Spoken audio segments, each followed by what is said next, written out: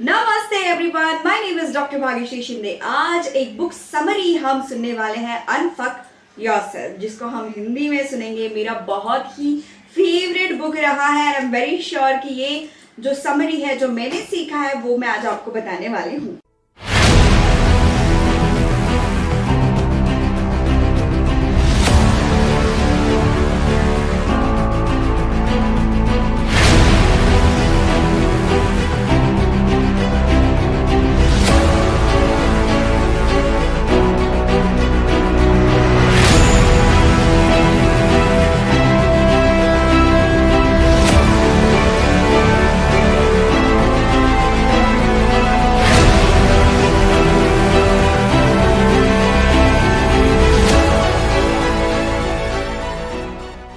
अगर आपकी लाइफ एक बोरियत से भरे ढर्रे पर चल रही है, तो आप कुछ नया करना चाहते हो, तो ये जो बुक है वो आपके लिए है। ये सिर्फ आपके लिए है। इसे पढ़कर आप जानेंगे कि कैसे नई स्किल्स सीखी जा सकती है और लाइफ में कुछ बड़ा हम कर सकते हैं। मैंने ये बुक फिनिश की 7 डेज में, पर आप इससे कम टाइम में भी इसे फिनिश कर सकते हैं। ये कंप्लीट समरी तो नहीं है, पर इस बुक से मैंने क्या सीखा है वो मैं आपको बताने जा रही हूँ। इसको जान के आई एम श्योर कि आपकी लाइफ में बहुत ही ज़्यादा परिवर्तन होगा अगर इस समरी को आप लास्ट तक सुनेंगे तो। ऑथर हैं गैरी जॉन बिशप, जो कि मेरे बहुत फेवरेट ऑथर है। आई एम वेरी श्योर कि ये समरीज को सुनने के बाद, मतलब ये बुक को आप सुनने के बाद, आपको भी ये ऑथर बड़े पसंद आएंगे, क्योंकि इन्होंने बहुत ही सिंपल सी लैंग्वेज में आपको बताई है। तो चलिए मैं चैप्टर वाइज चैप्टर आपको बताने की कोशिश करूँ। सबसे पहला चैप्टर है टेक फर्स्ट स्टेप। लोग कभी अपनी जिंदगी बदल ही नहीं पाते क्योंकि वो फर्स्ट स्टेप नहीं लेते हैं।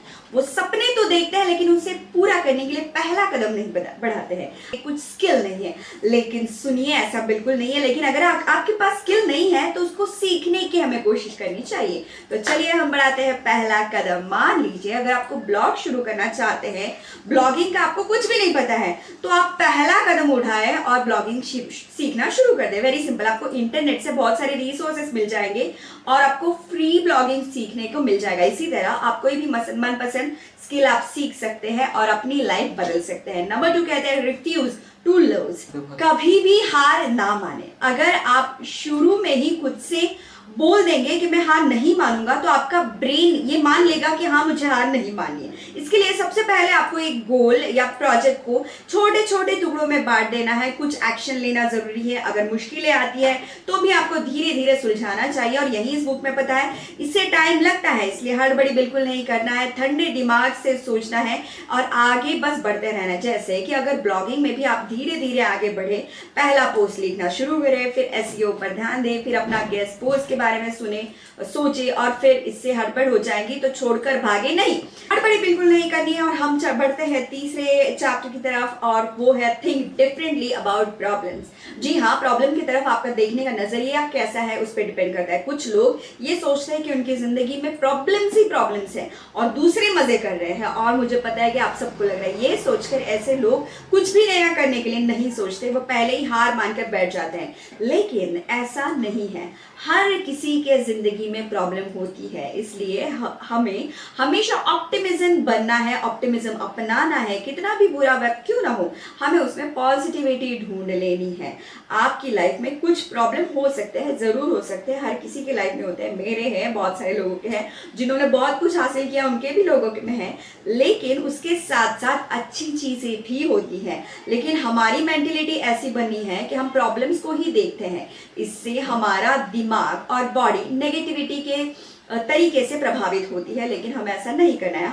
हमें लाइफ में आगे, और ये अगर हमारा सबकॉन्शियस माइंड ये सोच लेता है तो हम आगे नहीं बढ़ पाते। इसलिए आज से ये बोलना बंद कि लाइफ में प्रॉब्लम ही प्रॉब्लम है। आप जो भी रिपीटेडली बोलेंगे वही आपके सामने आता रहेगा। जितना आपके हाथ में है उस प्रॉब्लम को सॉल्व करें। धीरे धीरे ऑप्टिमिस्टिक एटीट्यूड के साथ आप सब कुछ ठीक कर सकते हैं। इसलिए आशावादी बने रहें, ऑप्टिमिस्टिक बने रहें। ये थे चैप्टर 3। अब बढ़ते हैं अगले चैप्टर की तरफ, और अगला चैप्टर है don't try for secure things. Don't try for secure things. जिंदगी में हम सब सोचते हैं कि सरकारी अगर जॉब लग जाए तो हम खुश हो जाएंगे, हाँ, हम सब एक सिक्योरिटी की भावना रहती है हमारे में, हम सब चाहते हैं कि हमें सिक्योरिटी बनी रहे, लेकिन सरकारी नौकरी किसी खुशी की गारंटी नहीं देती है ना। वैसे तो किसी खुशी की गारंटी कुछ भी नहीं देता है। आप 9 से 5 बजे वाली रूटीन में फंस कर रह जाएंगे और लाइफ बोरियत से भर जाएगी, ये ट्रूथ है। और जिसने ये किया है वो ये अभी फेस कर रहे हैं, इसलिए सिक्योरिटी या सर्टेनिटी में रहना बंद करें। लाइफ में कुछ भी स्थिर नहीं है, इसलिए खुद को अडॉप्ट करने, रिस्क वाली चीजें करने से बिल्कुल ना घबराएं, क्योंकि ऐसी चीजें आपकी जिंदगी बदलेंगी। यस, लेकिन हाँ, कैलकुलेटेड रिस्क लेना चाहिए, ना कि अंधे होकर पूरे किसी काम में कूद जाए।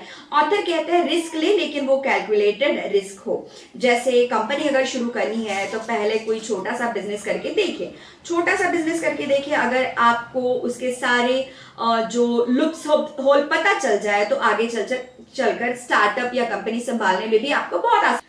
हमारे अंदर लाखों तरह के विचार आते हैं, बहुत बार हम अपने थॉट्स को कंट्रोल करने की कोशिश भी करते हैं, इससे हमारी क्रिएटिविटी नहीं बढ़ सकती है। हमें सिखाया जाता है कि बुरे विचारों को दिमाग में मत आने दो, इस चक्कर में हम अपने क्रिएटिव विचारों को भी आने से रोक देते हैं। लेकिन अब इससे कैसे बचे हम? इसलिए अपने थॉट्स को रोकिए मत, बल्कि उन्हें आने दीजिए और फिर एनालाइज कीजिए। सोचिए कि नए थॉट्स आए तो क्या वो दुनिया बदलने की ताकत रखते हैं? क्योंकि कई बार हम अपने थॉट्स से डर जाते हैं।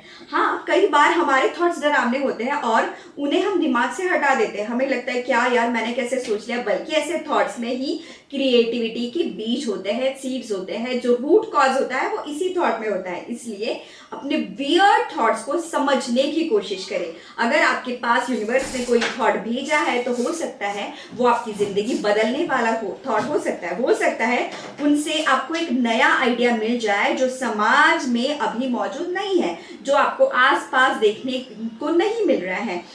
बढ़ते हैं आगे, chapter number 6, replace jealousy with change.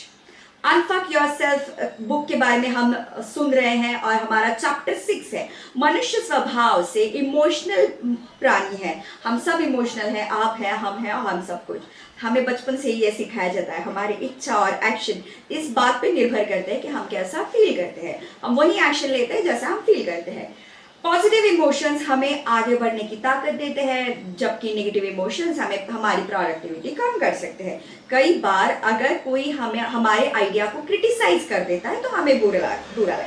Obvious सी बात है, कोई हमने आइडिया किसी को बताया और उसने बताया क्या यार फालतू से आइडिया, तो हमें अच्छा लगता है, हमें अच्छा नहीं लगता, हमें गुस्सा नहीं लगता है।